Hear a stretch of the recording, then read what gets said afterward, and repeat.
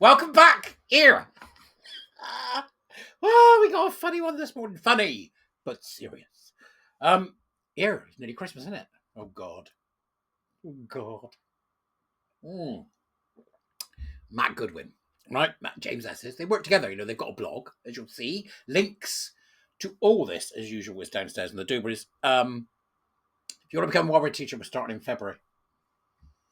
I should begin advertising after Christmas. Let's get some good people on board. The new lot have started, and we've got a new team starting year 3. So I'm very pleased. Year 3. Good God, what's that about? Anyway, enough of my waffle. Let's get into this as we explore the EDI and knob gobbling world of enterprise rent-a-car.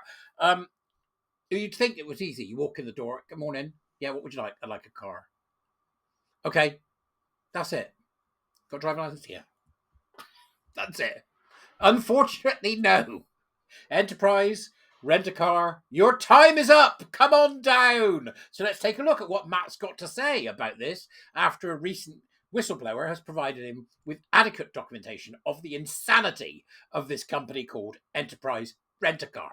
Get it out there, spread it out, share it, subscribe, do everything we can. Let's give Enterprise a bloody nose. Now, founded in 1957, as Matt begins, Enterprise Rent-A-Car is one of the largest car rental companies in the world with over 9,500 locations in nearly 100 countries. I'm sorry. It's taking me a while to do this. It's delicious. It also happens to be the largest car rental company here in the UK, which is exactly why I was intrigued when I received an email from a whistleblower within the UK division. The whistleblower has asked to remain anonymous, citing fears regarding Enterprise's feral legal team. Get your head around that. Feral legal team that would be waiting to pounce. So they've got a legal team waiting to pounce, right? Feral. That's a good word, isn't it? Feral. Don't you think? Feral. Says it all.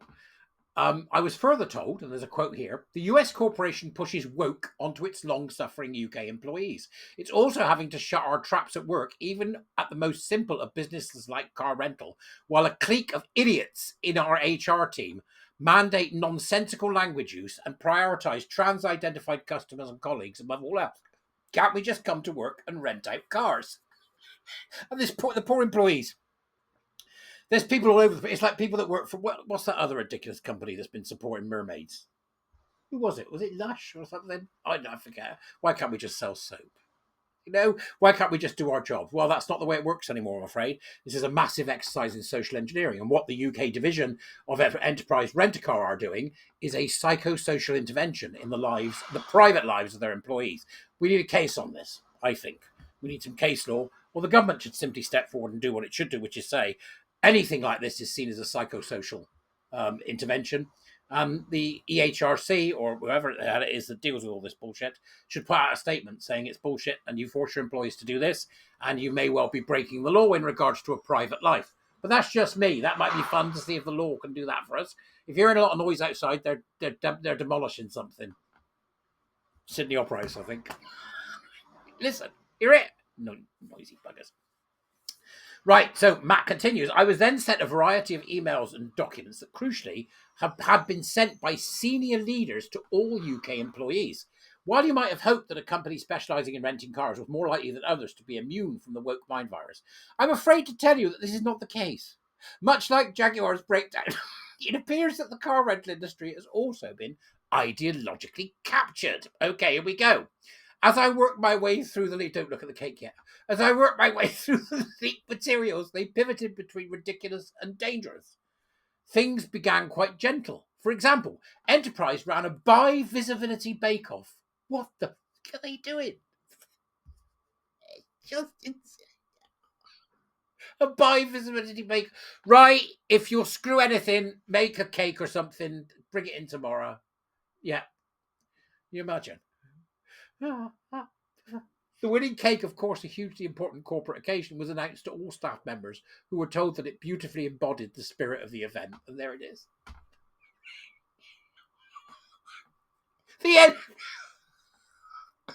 The Enterprise car rental buy bake-off cake. But look at it. Absolutely ridiculous. Another email shared a DEI calendar with staff members so they know when to celebrate Omnisexual Visibility Day. That's wankers, isn't it? How did they celebrate it? Right, George, you're first. Or Pansexual Pride Day. So far, so expected. Much of this now, unfortunately, standard in corporate life. But the next document I opened was a guidance document for staff entitled "What's in a Pronoun?" This was more sinister, with staff told, adding our pronouns to our email signatures, social media profiles, and stating them at the start of meetings is a simple step cisgender people can take to enable those from non-binary and transgender communities to feel more safe, seen, and recognised. We'd like to encourage you to do the same, and on your social media profiles where you can. So they're saying this is what you will do in your private life. You'll do it, even though what you're doing is profoundly homophobic and misandrist and misogynist. It's everythingist, isn't it? Labelling employees cisgender, placing pressure on them to use gender pronouns. They even went on to state their desire that a virtuous cycle will take place. What's a virtuous cycle? This is the very definition of the cult-like virtue signalling that, sadly, we've now come to expect from major corporations in our national life. Matt is really forgiving there by calling it cult-like. It is a cult. You don't have to call it cult-like, I don't think, Matt. I could be wrong. But you don't have to call it cult-like. It simply is a cult. One of the most worrying documents is Enterprise's Transgender Toolkit, designed for helping employees transition. However, this isn't transition in the sense of transitioning to job promotion or moving to a different part of a business. This is transition as in changing gender.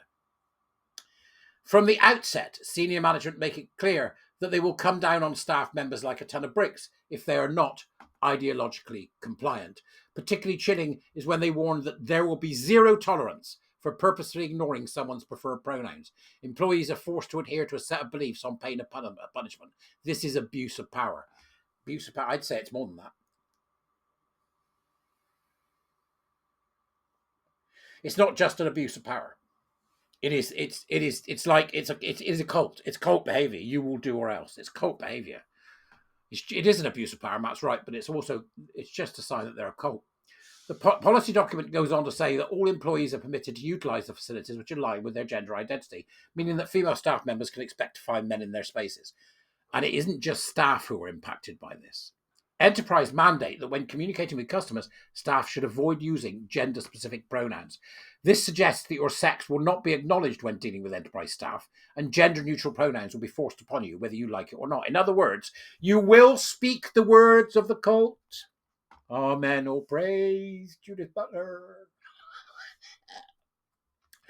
I've got the thing, the board goes in of a morning, right? Morning, all, how is it? All right there? Yeah. Anybody got the EDI knob? Yeah. Oh, it's your turn. Come on, Grant, come over here. Right, under your flies. Ladies and gentlemen, all praise the EDI knob. A bunch of EDI knob gobblers at Enterprise, okay? To add insult to injury, Enterprise includes a cartoon of the much disgraced gender person to further embed this ideological indoctrination. Yep. Another email encourages staff to celebrate International Non-Binary Day. They are linked to a page which gives an explanation of the different colours of the non-binary flag, as well as definition of words such as gender fluid. Just insane. It's just insane. This is a cult that has infected Enterprise Rent-A-Car, which years ago you go to. Can I have a car, please? Yeah. Yeah, you can have a car. What size? Now it's different at all. It's different. It's all different. This is no longer a company that sells cars. This is a cult, a company that is captured completely by a cult. It's really interesting, and I'm going to use this, I think, as an example, because in year 3 of the Warrior Teacher Program, we're examining what happens to organizations that fall for this and how it happens. We're looking at organizational capabilities in humans on the seminar. So, I think this is a really interesting example of what happens when a company completely falls for the cult, and it seems to me that Enterprise has. History is then rewritten when Enterprise tells staff, you may believe non-binary is a new term that was created by millennials or Gen Z. However, the belief of more than two genders has been recorded as far back as 400 BC to 200 AD, when Hijras, people in India, who identified as beyond male or female, were referenced in ancient Hindu texts. It's just cobblers. There are even instructions for using non-binary programs, including A, M, ears, Z, hers, and a new one for me, co's. According to Enterprise, the reflective use of this pronoun is co-cited, co-self. Complete and utter madness. Co-self, co-self, completely gone, completely taken by the cult.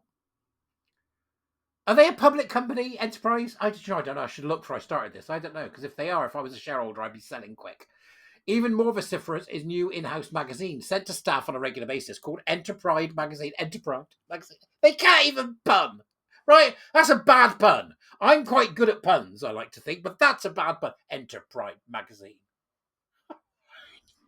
This is created in conjunction with the internal Lookability Plus staff networks. Yet all employees are expected to read it. In other words, they've got affinity groups. So they've got every classic sign of cult capture. Every classic one.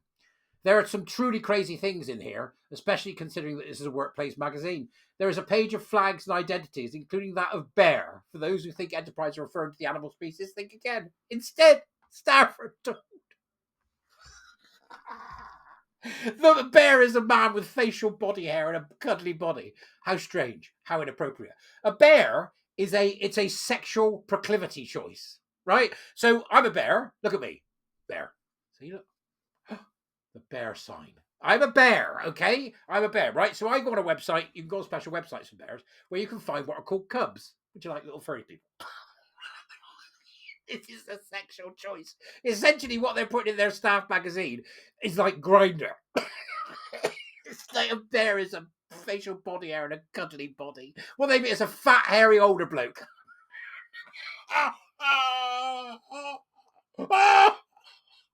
It's like they're trying to understand sort of niche gay subcultures, but can't quite get it right. They even have a flag for lithromantic, which refers to a person only attracted to people who cannot or have not shown a responding interest. Rapists, then.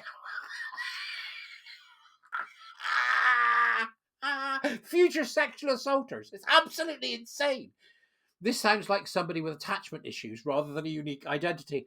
The magazine also includes a Pride playlist and a Pride book club. I mean, it goes on and on for a bit more, and you can go and see Matt Goodwin's posts, and if you want to support them, you can upgrade to a paid subscription for them. They're on Substack just like I am.